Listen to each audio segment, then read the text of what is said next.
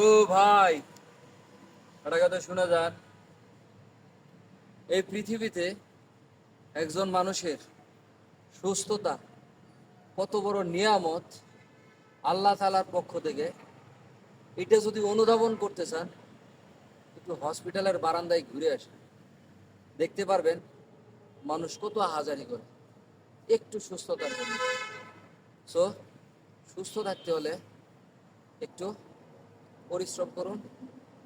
আর যদি পরিশ্রম করতে না পারেন তাহলে তো ভাই হসপিটালের বারান্দায় কাজ চলতে হবে। বুঝছেন? আমার কথা ভালো লাগবে না, আমি জানি। তো সুস্থ থাকতে হলে কি করতে হবে? আপনাকে একটা ঔষধ খাইতে হবে। আর এই ওষুধটা টাকা পয়সা লাগে না কিনতে।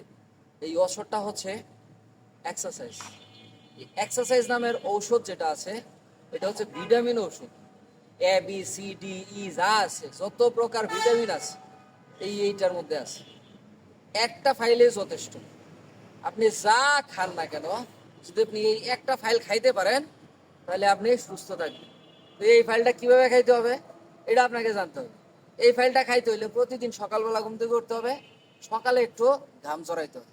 আর যে ঘাম ঝরাইতে পারেন, আর এই ঘাম ঝরানোর ফলে কিন্তু আপনার এই যে ফাইল আয়ুর্বেদিক, বুঝছেন, টাকা ছাড়া একবারে বিদ্যুতের মতো কাজ করবো, কারেন্টের মতো।